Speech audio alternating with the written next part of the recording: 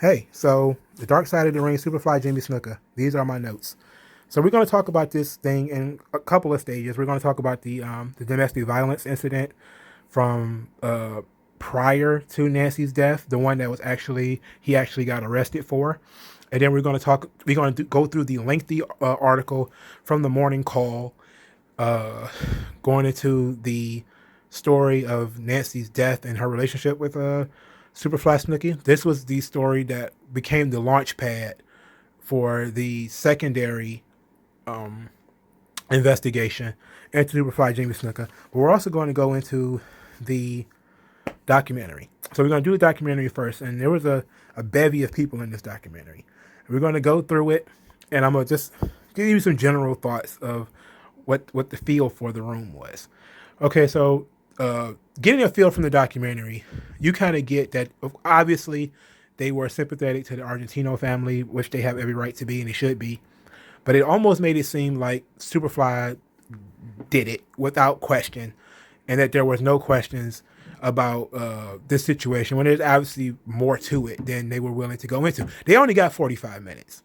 And regardless of what people think, and people can say whatever they want about me or about anything, people are not going to be interviewed if you're going to grill them, right? So if you're going to tell them, hey, we're going to do this interview about Nancy's death, but you're not going to ask them why you had the autopsy report for 30 years and didn't push for it to be labeled a homicide.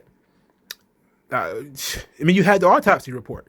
You could have just, that was so bizarre to me that the civil suit that the family filed had the autopsy report inside of it. And the autopsy report said that the case should have been looked at as a homicide. Not that it was an accident, but that it was a homicide, meaning that the woman was beaten to death, likely beaten to death. Of course, they have to say consistent with. And for 30 years, nobody did anything. That means the court saw it. They filed this thing. So that means the family had it, the police had it, and the court had it. And nobody did anything for 30 years until somebody reads this local newspaper and decides to make a big deal out of it. Like, if you want to ask people those kinds of questions, they're probably not going to participate because they're going to be like, okay, well, what are you trying to do? It's like, well, we're trying to find out the truth here. But in these documentaries, they do have to pick good guys and bad guys. And it's easy to pick Jimmy Snuka as the bad guy because he is a domestic abuser, a cocaine addict who was apparently not even literate in English as far as reading or writing, and that other people handled his business for him.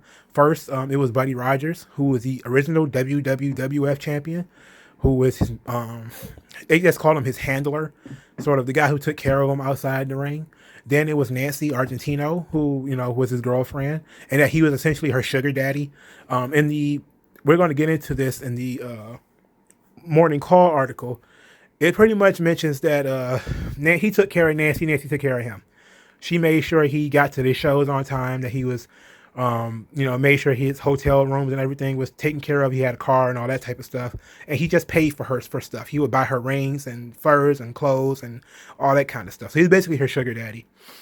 And, in exchange, she's taken care of. There was also some things in this documentary that to me, made no sense. You had the sister who says that she got a phone call from Snuka's promoter, i.e. Vince McMahon, and that the family was offered $25,000 as far as, would it help the family if he paid him $25,000? And it was said in a way to kind of take it to they were being paid hush money. That kind of was the implication that they were going to get hush money. But again, what did I just say? I just said that Nancy Argentino was essentially working for the WWF because everybody knew who she was. Everybody knew that she was Jimmy Snuka's girlfriend and that she was taking care of him. Why wouldn't they, try to give her some type of package to take care of their family because the girl did die while, in the care of the WWF, essentially, even though I don't think she might not have been on the official payroll, she was essentially somebody who everybody knew. And everybody knew that she was, working with Snuka. It was not a secret. So it's still a lot of money. That's the one thing. It's a lot of damn money. So, but I just look at things differently. And I'm not saying that she was wrong to think that, because that's entirely possible. He could be trying to pay them $25,000 to go away. Again, Vince McMahon is not above paying for things to go away if he can. You know, you drop the cash and people disappear. You know, that's just kind of how things go. But I don't think that we can necessarily say that. Another thing is Superfly Snuka had this crazy cocaine habit that made him, it obviously damaged his brain, because that's what cocaine does. It destroys your brain. He's also on steroids, obviously. They downplayed the steroids a lot in this documentary. They didn't mention it at all. They also didn't talk about anything else that he might have been taking. And they just said cocaine and stuff, you know. What kind of stuff? We don't know what Snuka had been doing to himself during all of this entire fiasco. So I'd also find it difficult that, you know, well, they said in the civil suit, Snuka couldn't pay. So he didn't contest the civil suit. He didn't have any money. They made it seem like he had money. He just didn't want to pay it, even though, you know, I think in the Morning Call article that we're going to get to, that he just didn't have the money. So what did we talk about essentially in this documentary? Essentially, it's the Tonga Kid, who was the Superfly was sort of his mentor, was the guy who took care of him. And he brought in, you know, they this was probably the most quote unquote damning part of the documentary is Tonga Kid put himself in the car. Now, hold on. Before I get into that, I have to explain that Snuka told two different stories. The wrestling story that I call it is the two stories I call it the wrestling story, and I call it the slip story. Now, the wrestling story is that he and Nancy was fooling around, wrestling, tussling, whatever, and that he pushed her and or struck her in some way. She was injured, and, you know, and that's how she suffered her head injury.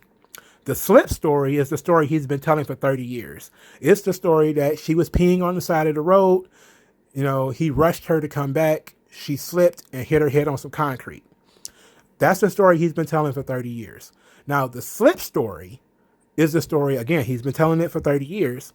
The Tonga Kid put himself in that situation, okay? So the slip story goes that Jimmy Snuka and Nancy Argentino was in the car driving to Allentown from somewhere, I don't know where, and that they pulled over on the side of the road so Nancy could pee. Nancy peed. She was rushed back. She slipped and hit her head. Now, the Tonga Kid never popped up anywhere before on any documents. All of a sudden, for the purpose of this documentary, and he did not know about this story for somehow he knew Superfly Snuka all this time. He had never heard the slip story. So he put himself in the car. He said that he was in the car riding with Nancy and Jimmy. So, of course, this means that Superfly lied, because Tonga Kid was in the car, right? But you also, again, earlier in the documentary, you see that WWF ran Allentown regularly. So it's entirely possible that the Tonga Kid rode with Nancy and Jimmy at other times prior to this and didn't go with them this time, and that he's mistaken. Again, they didn't do any investigating, but the documentary put that in there and just let it linger, right? They also tried to catch the police chief, who, you know, they said, hey, did you ever hear there was a third person in the car? And the police chief was kind of like, yeah, but nobody ever contradicted. We heard that, but nobody ever contradicted Snuka's story, which is kind of the important thing, is that you have to put somebody in the car. Who was in the car, you know? So, and then Tonga Kid said it was him. Carol Snuka, the third wife of Superfly Snuka, said that she was never told that Tonga Kid was in the car. So Vince McMahon is the third thing that comes up. Again, Superfly Snuka is a guy who's apparently couldn't read or write English. So he always had handlers with him. Buddy Rogers was the first. Nancy Argentino was next. And for the purposes of this, I guess, the investigation, Vince McMahon did one interview with Snuka and the police chiefs. We go into the Morning Call article. You go into a little bit more detail. And that Vince McMahon himself went in there. And in Snuka's book, this 2012 book, he said Vince McMahon went in there with his briefcase and told him, but this is another thing. Carol said that because Snuka didn't read or write English, he trusted people when it comes to his contracts and other things, and that he loved Vince McMahon and that he trusted Vince McMahon. And so when Vince McMahon told him that the situation was over and not to worry about it, that he believed him, and that's why he said it's over. And he called him Brother Vinny, and that's an interesting thing, obviously, because you're negotiating with a guy who can't understand read or write English, so you have to really be on the ball, and he got this crazy cocaine habit. So you have Vince McMahon acting like it's a lawyer, essentially. You go into the morning call article, but they say they had no transcripts. Now I won't say for that situation, that's on the police. That's on the police and the district attorneys and all of them to want to have that information. If they did not want to have that information, you have to ask them why. You can't just assume that somebody was bought off, even though say what you want. You can say people were bought off. Again, I don't put Vince McMahon above that, but you can say that. But can you prove that? No, you can't prove that at all. So I don't understand what's the point of mentioning that. You can mention that, then if it's going to buy somebody off, why would it take an hour? It take an hour for you to buy. You could buy off everybody individually. That doesn't make any sense. But that was the crux of the documentary. Is they kind of went through the different stories that Snuka told, different people trying to argue whether Snuka did it or not. But we're just going to the domestic violence story first. And this is when Snuka was actually arrested for beating up Nancy Argentino. Okay, let's go. All right, this is the Associated Press article that's about the domestic violence situation between Jimmy Superfly Snuka and Nancy Argentino. The article is titled, "It Takes 9 Policemen to Arrest Superfly." The story. Professional wrestler Jimmy Superfly Snuka was swatted down in his latest match, but it took 9 Onondaga County deputy sheriffs and 2 police dogs to finally pin the 6-foot, 240-pounder. Onondaga deputies were called to a motor lodge in Salina, a town near Syracuse, New York, shortly before 2 a.m. to check a report of a woman screaming. They found a naked Superfly and a hysterical woman covered with a bed sheet. The woman, identified as Nancy Argentina, they misspelled Argentino, 22 of Brooklyn, was shouting that she wanted to get away from the man, deputies said. Deputies said Argentina told them that she and Snuka had returned from a match in Elmira, and Snuka became angry with her when she failed to pay attention to him as he attempted to talk to her about the quote-unquote truth of God. Apparently, he was fucking high. The truth of God? He's out of his fucking mind, okay? This guy's, who knows what the fuck he's taking at this point, right? When the officer showed up, Argentina was forced back into the room when the 39-year-old slammed the door, refused to talk with deputies. Now, Snuka is 40, and this is 1980-something. 1983, I think. And he's 40, she's 22. All right? It's legal, but it kind of tells you that Superfly Snuka is probably not the top guy in the WWF. He's 40. Okay? Vince McMahon, it's not very often he's going to put a 40-year-old as his top star. He may use him as a top guy. It's very rarely that he's going to be a top star. And the documentary really tried to make it seem like Superfly was just the top guy. But he was a star, obviously. When this officer showed up, Argentina was forced back into the room, and the 39-year-old Snuka slammed the door, refused to talk with deputies. The officers waited for reinforcements, then forced the door open, and the match was on. I hate when they use wrestling puns. Oh, God, it's so fucking horrible. Just write the fucking story normally. The struggling Snuka pushed one officer against the wall, but another deputy put a nightstick against Snuka's throat, and the first deputy got one handcuff on Snuka's right wrist. Snuka, known in wrestling circles as the Superfly for his penchant from jumping from the ring ropes onto helpless opponents, had not yet begun to fight, however, and it took the 9-deputy tag team several minutes to get a handcuff on Snuka's other wrist. Superfly then refused to dress and had to be dragged to the patrol car in his underwear. This is insane. Finally, when the officers had won the third and deciding fall, Snuka was charged with third-degree assault, second-degree attempted assault, resisting arrest, and obstructing government administration. He was arraigned in the town of Salina Court and ordered held at the Public Safety Building jail in lieu of $5,000 bail. It's just our luck to get a wrestler, said Sheriff Department spokesman Robert Burns. How come we didn't get a 98-pound weakling? Okay, so Superfly popped up on cocaine and who knows what the hell else. Gets into this brawl. There's no date on the story. I'm trying to look and find in my notes if there is a date given for this, but it was obviously before Nancy Argentino died. It was in 1983, so it's prior. It was January 1983. Okay, so this is domestic violence from January 1983. In the documentary, it says that Nancy's called her sister, claiming that Jimmy is chasing me, and that during this time, it says that Jimmy is manhandling the cops and the police dogs, and he got out of this situation because Nancy signed an affidavit claiming that Jimmy Superfly Snuka never harmed her, never hurt her. He donated some money to charity and pretty much walked away from it. But this is the story where a lot of people says obviously he must have beaten her to death because he beat the shit out of her this time, and it's hard to argue with that. Because we see this guy is huge, jacked out of his fucking gourd, high on coke, and is just a juggernaut. If he's taking on 9 cops, he's a badass, man. And a 22-year-old who looks like she probably weighs 110 pounds soaking wet is going to get hurt, and hurt bad. And this is fucked up. This is a fucked up situation. It just seems guy's fucking out of his mind, man.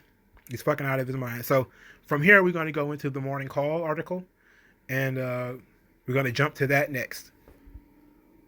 So the Morning Call article, dated June 18th, 2013, is entitled Jimmy Superfly Snuka and the Mysterious Death of Nancy Argentino. So we're going to go through this thing. I'm not going to go through the whole article. It is entirely too long. I'm just going to read quite a bit of it. So you might be able to hear me taking breaks every once in a while because it's a long article. Jimmy Superfly Snuka had just walked into his Whitehall hotel room where a beautiful young woman lay in his bed. It wasn't unusual for Snuka, a married man, to spend the night with his girlfriend, Nancy Argentino. But on this night, after the budding wrestling superstar had returned from a series of World Wrestling Federation TV tapings at the Allentown Fairgrounds, something was amiss. Argentino was gasping for air. Yellow fluid oozed from her mouth and nose. Snuka grabbed the phone and frantically dialed the front desk.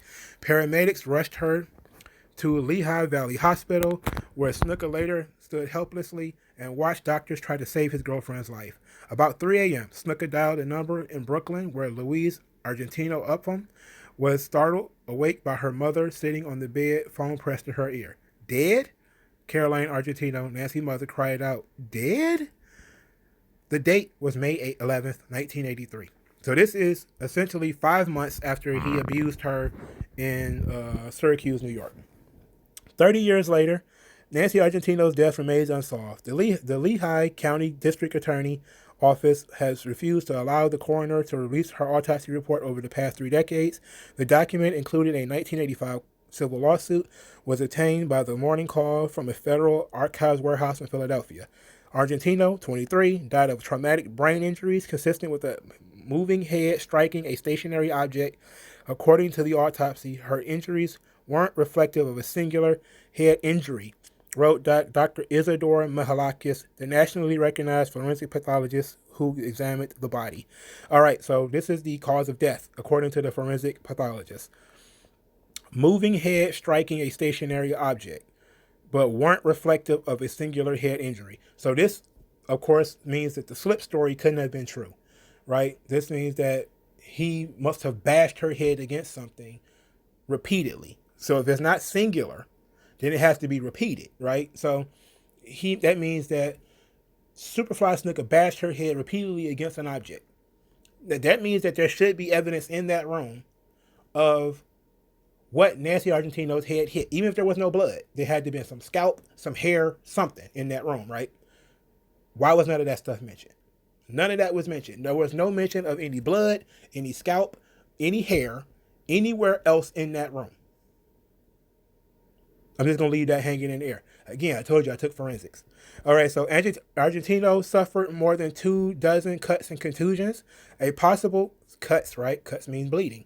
A possible sign of mate abuse, domestic violence. On her head, ear, chest, hands, back, buttocks, legs, and feet, Mihalakis wrote in his autopsy report. In view of the autopsy findings, I believe the discrepancies in the clinical history, I believe that the case should have been investigated as a homicide until proven otherwise, Mihalakis wrote. This is in 1985, by the way. So that means somebody had this autopsy report in 1985. They did nothing. The family certainly had it because it was in a civil case. So that means other people saw it. All right. Snuka and Argentino were the only two in a hotel room that night, records say. But we don't know if they were the only two in the room that night because there could be people who were there that they didn't talk about. But for the sake of argument, let's just say there were the only two people in the room. Snuka was later named a person of interest by the Whitehall Township Police Department, but no criminal charges were filed. In 1985, the Argentino family won a $500,000 wrongful death lawsuit against Snuka, claiming he was broke and couldn't afford a legal defense. Snuka never paid. Again, they used the word claimed he was broke. They didn't look and see if he was actually broke, you know. The police investigation effectively went cold June 1st, 1983, after a follow-up interview with Snuka that was ordered by Lehigh Valley authorities and attended by WWF mogul Vince McMahon. It is still open to this day. Yes, that means that the case is still open. So if Vince McMahon with his briefcase full of money came in and took care of the case, it still wasn't closed. 5 months after Argentino was buried, Snuka famously soared from the top of the 15-foot steel cage and plastered magnificent Morocco to the wrestling mat. He would go on to a Hall of Fame career that spanned 5 decades. The Argentino family closure remains elusive. I feel the police didn't take it as far as they should have, said Lorraine Salome of New York, Nancy's older sister. The whole thing for our family is still up in the air. We still walk around wondering what the hell. Snuka, now 70 and living in New Jersey, maintains Nancy Argentino fell and hit her head. This is the slip story. When they stopped along the highway to go to the bathroom on their way to Allentown. He wrote in his 2012 autobiography that her death and persistent rumors that he is to blame ruined his life. According to police records reviewed by the Morning Call, Snuka told the responding police officer and 4 hospital employees that he shoved Argentino, causing her to hit her head. This is the wrestling story. Those accounts differ from what Snuka told detectives in his official interview after Argentino's death, when he insisted that she slipped on the side of the highway. So that means before she died, he told the wrestling story. After she was dead, he flipped it to she slipped on the side of the road. That's the story he hung with the best, said Gary Procan, a former Whitehall detective who remembers standing in the hotel room when Argentino was hurried to the hospital. The autopsy report showed Argentino, who Snuka claimed hit her head on concrete, had no gravel or similar dirt particles on her head or scalp. Again,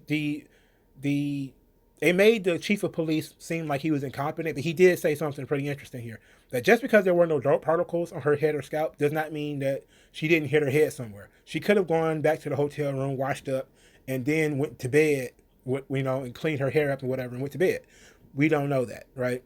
It's also entirely possible that she didn't hit her head at all outside, and that she hit her head inside. But this is what you do investigations for, right? Officially, Procan is still investigating the case as a detective for the Lehigh County District Attorney's Office, but in reality, it's been years since he's received any new information. So we're gonna skip ahead here because this is a lot to go through. They're going into the WWF and Vince McMahon and what Superfly's real name is and all this crazy stuff. All right, so let's get back to Nancy Argentino. Nancy Argentino was a Brooklyn girl, and I'm gonna skip to that. Nancy worked in a dentist's office from the time she was 15 or 16. Became a dental assistant. She took some college courses, but eventually dropped out to travel with the WWF.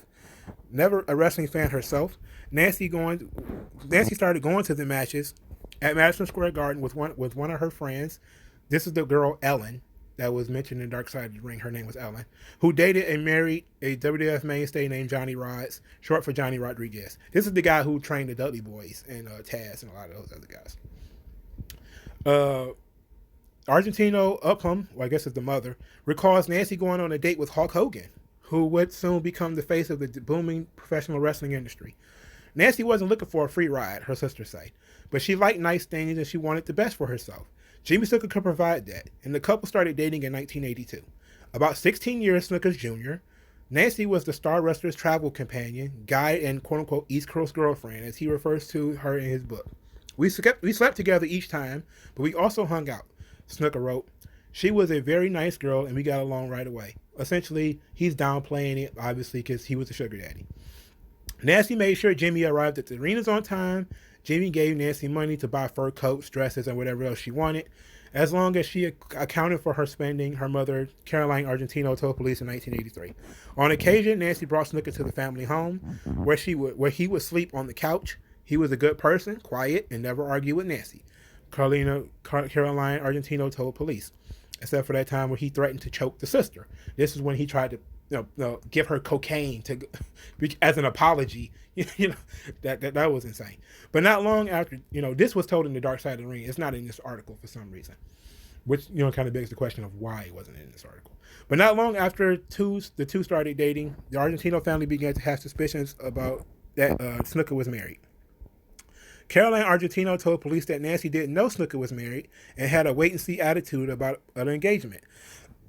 They were planning to move into a condo together, and Snuka had bought her a ring and told her he loved her in front of the family. Yet, older sister Lorraine was skeptical of the big-time wrestler. I really couldn't figure out what the attraction was, she said. She was pretty, she had a great personality, and he was weird.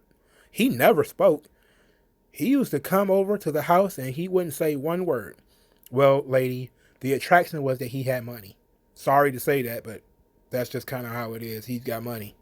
Lorraine was the one Nancy turned to whenever she was in trouble. And on January 18, 1983, she received a message from the front desk of the Howard Johnson Motor Lodge in Salina, New York. This is the domestic violence situation we just went through, so we don't need to go through this completely over and over again. And that's just double information. On Mother's Day, May 8th, Nancy called her mom and said she would stop by the family home on the way to Connecticut to the George Washington Motor Lodge outside Allentown. Caroline Argentino never heard from her daughter again. So we're about to go into the actual murder now. When the WWF finishes tapings at Allentown's Ag Hall on May 10th, 1983, Snuka returned to the George Washington Motor Lodge to drink beers with his on-camera rival Don Morocco and fellow wrestler Mr. Fuji, according to Whitehall police records, which were subpoenaed for the 1985 civil case. Morocco and Fuji told police in their interview that Snuka told him his girlfriend was not feeling well. Does that sound familiar to you? About people not feeling well and not being around? And he wanted to return to his room to check on her condition. By the time Snuka walked into room 427, Nancy was almost dead. I thought, my God, I better try to call a doctor right away, Snuka said in his 1983 police interview.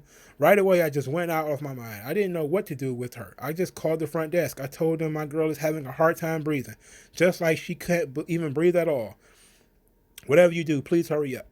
The ambulance arrived at Lehigh Valley Hospital at about 12:40 a.m. on May 11th. Inside the emergency room, Snuka stood in one spot, staring at Nancy, according to the witnesses of the interview by police. She was announced dead at 1:50 a.m. In the immediate aftermath, Snuka told at least 5 different people he pushed Nancy and she fell and hit her head. He later said that they misunderstood him. Again, he told 2 different stories. He told the wrestling story when Nancy was hurt and he didn't know whether she was going to live or die. He told the wrestling story. Once she had already died, he told the slip story. According to police records, Snuka told the responding officer he and Nancy were fooling around outside the hotel room when he pushed her and she fell and struck her head. This is police records and bullet point. 2 emergency room employees, Carol McBride and Susan St. Clair, told police that stated that he and Nancy got into an argument and he pushed her and she fell and back and hit her head. Emergency room doctor John Fassel told police Snuka said he and Nancy were fooling around and she was pushed and fell backwards and struck her head. At some point, after all, they were fooling around again when Snuka was giving Nancy light slaps to the face, Fassel told police, and he also said Snuka seemed genuinely concerned for Nancy's condition. Hospital chaplain Barbara Smith helped Snuka call the Argentino family after Nancy was pronounced dead. She told police that Snuka told her he and Nancy had stopped on the way to Allentown to go to the bathroom and were clowning around when he shoved her with his forearm and she fell backward and hit her head on the concrete. This is a mixture of both, right? So the hospital chaplain. This is a mixture of both. I mean, she was going to the bathroom, he shoved her or whatever, and she fell. In an interview with the police inside the morgue, Deputy Coroner Wayne Snyder said Nancy's body had several black and blue marks. He suggested police interview Snuka and compare his verbal statement with the professional results of an autopsy. About 9 a.m., inside the hotel room, Snuka was interviewed by 3 Whitehall police detectives. There, he told what he maintains to this day is the true story of Nancy's death, a story that starts around 4 or 5 a.m. before the match at Ag Hall. Okay, Jimmy and Nancy were on a highway somewhere in Pennsylvania. This is a slip story. That was desperate to use the bathroom. She went a little into the bushes and squatted, according to the police records. In the meantime, there was a lot of trucks coming by, so I said, hurry up. And she jumped across the grass onto the road, and then she slipped and fell backward and hit her head right on the concrete on the side of the road, just slid backwards. Snuka told police Nancy had a real bad concussion. When I saw that, I just picked her up and slapped her across the face to get her to come again. When they arrived at the George Washington Motor Lodge about 45 minutes later, Nancy said her head hurt and she wanted to lie down. We went to sleep for a few hours. Snuka left for the fairgrounds about 1 p.m. and Nancy was breathing normally, he told police. He kissed her and said, I'll be right back as soon as I get done. During a break around about 6 p.m., Snuka returned to check on Nancy and found her sleeping with a big lump on her head. It was swelled, he told detectives. He said he returned to check on Nancy a second time immediately after the taping ended, which Morocco and Fuji contradicted when they told the police Snuka drank beer with them. I guess they was trying to give him an alibi. When Snuka realized how bad Nancy's condition was, he called the front desk, he said. Detectives pushed Snuka about the inconsistencies in his story and asked him about arguing with Nancy. Snuka said that the argument was nothing and revealed that Nancy did fall inside the room and hit her head on a chair, but not because they were fighting. She was like in a daze, so she fell down and collapsed, Snuka said. Later, police asked Snuka again about witnesses who said Snuka told them he pushed Nancy. Do you remember saying to the doctor that you and Nancy were pushing each other around and she fell outside of the hotel room? They asked. No. This is explaining to him how we, play around sometimes. But I didn't tell them that she fell outside here. This is on the road when she fell. It appears that detectives then received a message from the district attorney's office suggesting Snuka take a polygraph test and officers take him along the highway to find the spot where Nancy fell.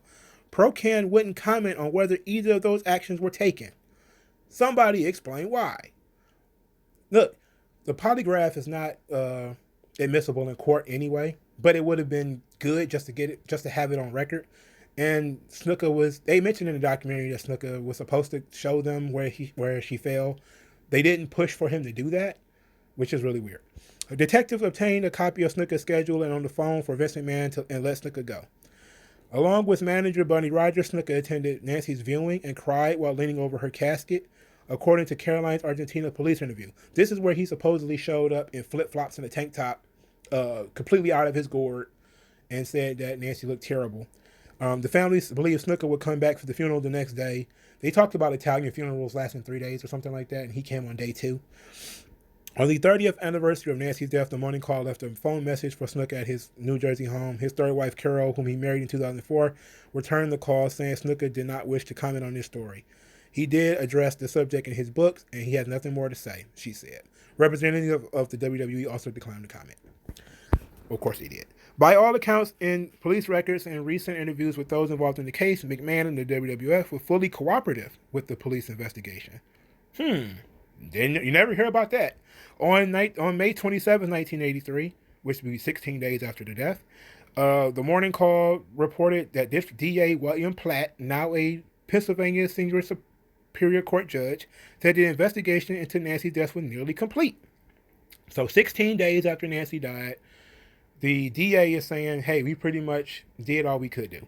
It's just a matter of getting everybody together, Platt was quoted as saying, referring to the investigators and attorneys involved in the case, according to the article. 5 days later, on June 1st, Snuka and McMahon met with Platt, then then Assistant District Attorney Robert Steinberg and Mahalikis, the medical examiner, in the DA's office law library. Whitehall Police Detectives Jerry Procan, Al Fritzsinger, and Vincent Geiger were also at the meeting. So this is, 7 people? There's no official record of what was said, and Snuka doesn't remember much of what would happen according to the book. Okay, so this is where you get Vince McMahon, mob boss, comes into the room with a briefcase and pays everybody their slump of cash to make this whole thing go away. But let's go into the story, because that's apparently what the internet thinks happened. That Daddy McMahon just started cutting checks out of his gigantic briefcase of endless money. All I remember is McMahon had a briefcase with him, Snuka wrote in his autobiography. I don't know what happened. The only thing I know for sure is I didn't hurt Nancy. He was in the room, though. So, this is bizarre. He was in the room. Steinberg, now a Lehigh County judge, said Snuka didn't say much and McMahon did all the talking. Sound like Vince. I remember Vince McMahon being what Vince McMahon has always been. Very effusive. He was very protective, a showman. Steinberg said, noting he couldn't recall specifics of the conversation. He was the mouthpiece, trying to direct the conversation. Sounds like McMahon. Procan said McMahon gave authorities the phone numbers of wrestlers and managers they wanted to speak with. Fritzsinger could not be reached for comment, and Geiger died in 1984. Platt wouldn't comment when asked if Whitehall police pushed for charges to be filed. In other words, the DA on the case did not want to talk about whether the police wanted charges to be filed because it was essentially up to him anyway, right? And how do you expect him to remember what the hell is going on in 1984? This is a long time, man. It's a long time ago, dog. I know that families tend to think that that people take it as seriously as they do, but people have other things going on, and sometimes they just want to get shit over with, and this to them maybe seemed like an accident, and they just didn't want to go into it. Police can get lazy too sometimes. They can just get lazy. Back to the story. I do not believe that as a judicial officer, I am permitted to discuss this matter, Platt said in a written statement. Besides that, as a practical matter, I am not privy to anything that may have happened in 1980 in the matter since I left the DA's office in 1991. Even though 3 decades have passed, Mihalakis, the prominent pathologist whose work helped convict a serial killer, said he remembers Argentino quite well and haven't forgotten the facts surrounding the case.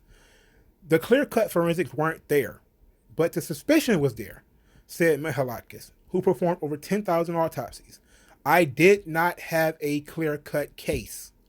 It was a very worrisome case. Obviously, there was enough there to arouse my suspicion, but not enough to take it to trial.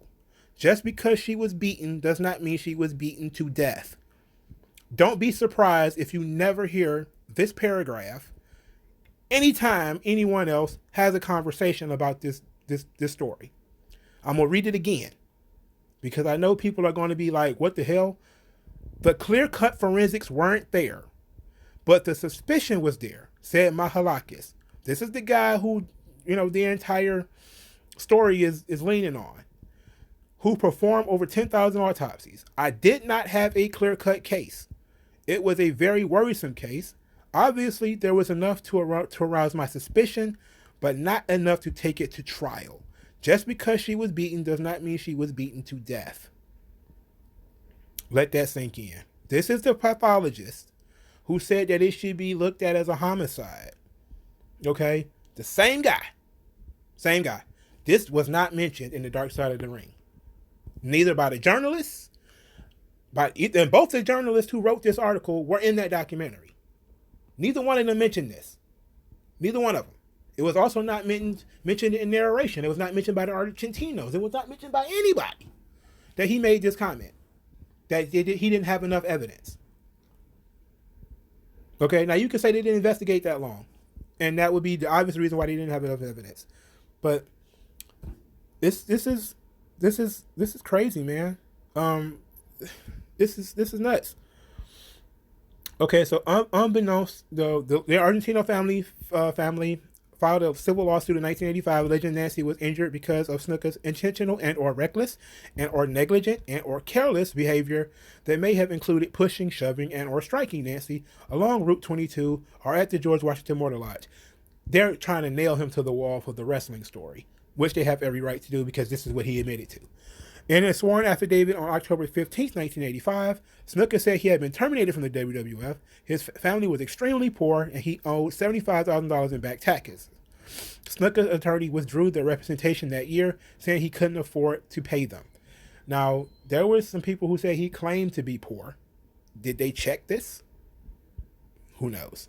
Who the hell knows if he owed taxes in 1985 anyway? You would have to go through the IRS or something. That's just a pain in the ass. I don't expect people to go through that. The family was awarded a default judgment of $500,000, covering Nancy's future earnings and funeral expenses. They never collected a single penny, according to Nancy's sisters. Well, they should have, called, Big Daddy McMahon, and he would have paid $500,000 because apparently he's just paying people off. But they never did that. Snuka maintained that he never hurt Nancy. I am very sorry that she died because she was a wonderful young lady. I regret this very deeply and personally. And I am sorry for the Argentinos' loss, he said in his affidavit in the lawsuit. I know that the Argentinos feel grief with their loss, and I know that they want to be comforted. They were my friends, and I hope they will find a way to show mercy on me and not take advantage of my present situation and my inability to defend their lawsuit. Even before the Argentino, even before the death, the story of the Argentinos, even before the internet, the story of the Argentinos' death was circulated among underground wrestling newsletters, said Irvin Muchnick, an investigative journalist and author who reported on the behind-the-scenes world of professional wrestling for more than 30 years. This is where Caroline Snuka, the wife of Jimmy Snuka, said that he used to be harassed and people used to call him a murderer and stuff like that. When he would wrestle, people would call him a murderer and say he killed Nancy Argentino, and that he was consistently harassed about this, which is unfortunate. But of course, it's not nearly the same as the girl is dead. So if some drunk idiot yelling at you, "Hey, you killed Nancy," that's a lot better than being actually dead. Muchnick wrote about the discrepancy between Snuka's accounts of what happened that night in his 2007 book, Wrestling Babylon. It's the work cited by almost every post about Nancy Argentino on the internet. It's a case of prosecutorial discretion, Muchnick said. I think William Platt, then the DA, now a big-time judge there, exercised his discretion poorly. Fair. This is a fair assessment because it is up to the district attorney to make these decisions. And if he did not make the appropriate decision, it's okay to criticize him, and you can do that. Platt wouldn't comment on Muchnick's comment. He shouldn't. But Fred Conjure, the former Whitehall police chief, defended Platt's handling of the case. Bill was one of the most professional, intelligent, and concerned prosecutors that I've ever run into, he said. He was certainly not the kind of guy who was going to shy away from anything if he thought it wasn't right. Steinberg, who said that the decision was out of his pay grade at the time, explained that there were missing pieces that prevented the district attorney's office from pressing any charges. Again, not mentioned in the Dark Side of the Ring that there was any quote-unquote missing pieces. What kind of missing pieces, by the way? Again, not in this article either. He didn't. No one asked him, But again, when people are trying to structure a story, they're trying to, they're trying to structure a narrative. They're not really doing investigations, even though they're saying that they are. I think what happened here is they were just unable to put the case together, Steinberg said. Dr. Mihalakis couldn't give us the forensics to put the case together. Again, not said in the Dark Side of the Ring. Okay? They just said, we just wanted to go to trial. We just wanted to go to trial. Okay, fair.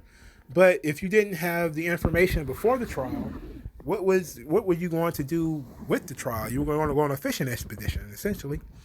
We still look at the case. I'm not going to elaborate on it because it's open. Maybe one day something will happen with it. And because of this article, something did happen. Procan, the Whitehall detective still investigating the case, a detective for Martin said that the last call he received on the case was sometime around 2009. It was someone telling him Lou Albano, Snuka's former manager, had died. Procan said Procan wouldn't comment when asked if he believes Snuka should have been charged with his girlfriend's death. Why not? Why not? Dr. Mihalakis said it should be charged as a homicide. People are saying that there's missing information. There's a lot going on here. Why won't the police be a little bit hard and fast with this? What is going on? The decision as to making an arrest comes from the DA's office, Procan said, and we were laying out what we had. Platt scrutinized it and said we needed to dig further. I brought forth what we had. In other words, they didn't have enough. Procran said he didn't believe the district attorney's office ever conducted a grand jury investigation to ask citizens if an arrest is warranted. This is what this article ended up pushing for. And they kind of slipped it in here because this is what happened. 2013, Jimmy Snuka was sent to a grand jury. The grand jury found that it's enough for him to be indicted on third-degree murder and involuntary manslaughter, but he was found mentally incapable of standing trial. He also had stomach cancer. He had dementia and stomach cancer. He was 72 years old. He died 10 days after the case was dismissed. Many terrible things have been written about me hurting Nancy and being responsible for her death, but they are not truth, he wrote. This is Jimmy Snuka writing in his book. That has been very hard on me and very hard on my family. To this day, I get nasty notes and threats. It hurts. Never hit Nancy, never threatened her. That last sentence is obviously a lie, because we know that he beat the shit out of her in Syracuse. He later said, I will say this about the whole thing, brother. The night ruined my life. To this day, this is how I feel. If I was guilty of anything, it was cheating on my wife, and that's it. Okay, so let's see what else we got here. For years, Caroline Argentino never changed Nancy's bedroom, leaving it as the shrine to her daughter. She still has a collection of photos she keeps as a makeshift memorial. The family also has the photos of Jimmy and Nancy and the hospital bill that lists altercation as the reason for Nancy's injuries. When the family gets together and they talk about Nancy, how their lives would be different if she was still alive. Older sister Lorraine Sloan said, I always feel so guilty because I felt that at the moment when she was in trouble in Allentown and she got injured, I always felt that if she could have gotten to the phone, I would be the one who would have gotten that phone call from her, Sloan said. Though 30 years have passed, the sisters still believe police didn't do enough to find out how Nancy died. Nobody to this day really knows what happened. It's just like how they squashed it somehow. I don't know how they did it. I don't know what they did, but it's just like they squashed it. In other words, somebody, it got squashed. It went away. And it's true, it did go away. It went away for 30 years. So this is the story that pushed this thing back to national prominence. Vince McMahon later removes Jimmy Superfly Snuka from the WWE Hall of Fame and separated themselves from him, rightfully so. It's a really sad story. If you ask me what happened and you want my opinion, I do think that Superfly Snuka probably got high on some cocaine and beat the girl. Okay, that's my opinion. Can I prove that? Was Jimmy Superfly Snuka taken and drug tested? Why not? No, was he taken? Did they take a breathalyzer? Did they even have breathalyzers in the 80s? I don't know. But there was a lot missing. But you weren't going to get that much out of a new trial anyway. All you were going to get is, I don't know, brother. I'm not sure what's going on, brother. It's even if he was in sound mind, let's say he was in fairly sound mind, it was still 30 years ago. You're going to get probably the same story again and again, and nobody would have been able to contradict it because a lot of the people are fucking dead. Okay? So it's a very, very, very difficult case that people are asking people to dig into here. And the Nancy Argentino case is really sad. I feel really bad for Nancy because she was obviously trapped into excuse me.